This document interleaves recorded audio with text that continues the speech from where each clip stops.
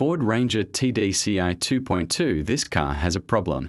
After starting the car engine and driving for a while, if the engine gets hot, if you park the car and turn off the engine, it cannot be restarted, but the engine cranks but does not start. Watch the full video to learn what causes this car problem and how to check and solve the problem step by step.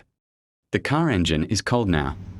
Now I will start the car engine and let it run for 15 to 20 minutes to warm up the engine. I started the car engine. I started the car engine, but there are no warning lights on the dashboard meter.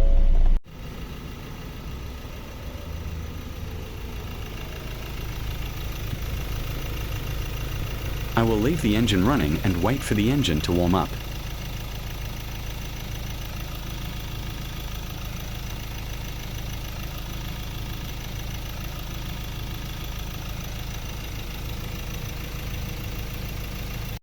After 20 minutes.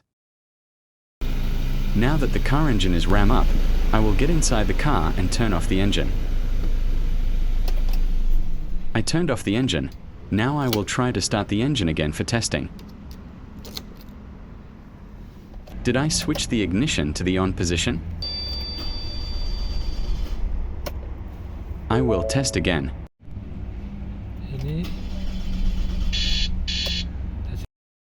See if the engine cranks but doesn't start. I checked with the scan computer and there is a fault code.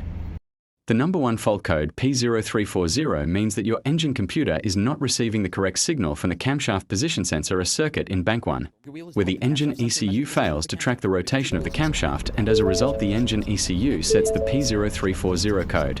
Common causes include camshaft sensor failure, wiring problems, loose connections, shorts, or internal timing problems such as a stretched timing chain belt.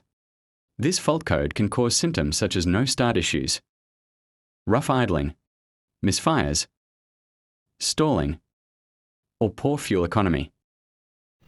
Ford Ranger need to find the camshaft position sensor for this vehicle. I'm showing you where the camshaft position sensor is located. It's mounted on the left side of the engine, above the inlet manifold, attached to the engine cylinder. Ford Ranger TDCI 2.2 car. This is the camshaft position sensor.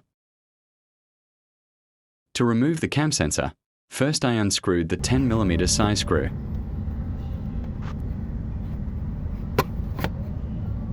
I removed the cable connection socket along with the cam sensor.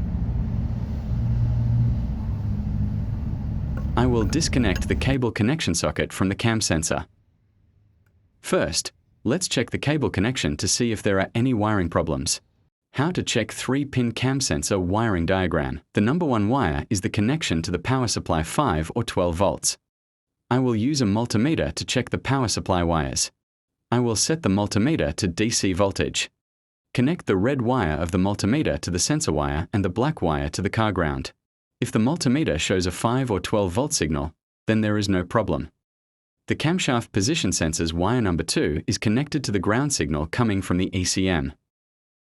To check the connection of the ground signal wire, set the multimeter to ohm beeping sound.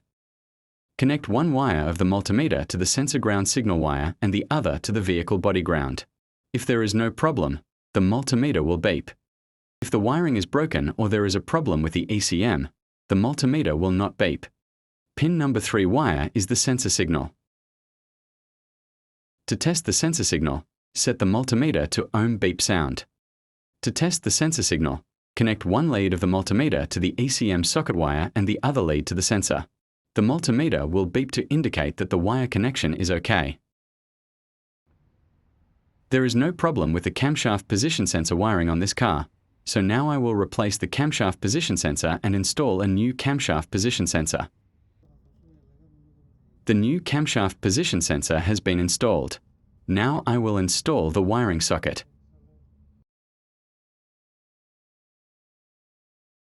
I connected the cable socket. Now I went inside the car to clear the engine code.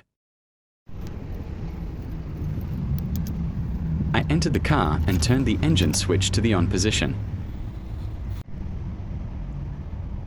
Now I will clear the fault code with the scan computer. Now I will click Clear Fault Code. The fault code is cleared. Press Enter to continue. Now I will check by clicking Read Fault Code again.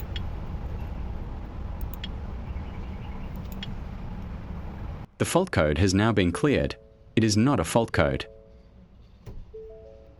Now I will start the car engine.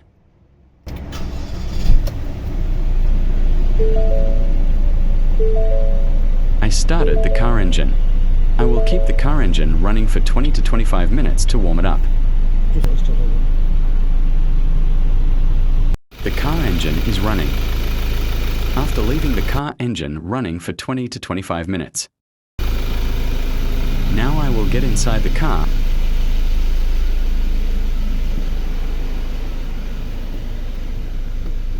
and turn off the engine. Let's see if it can be restarted. Now I will start the car engine.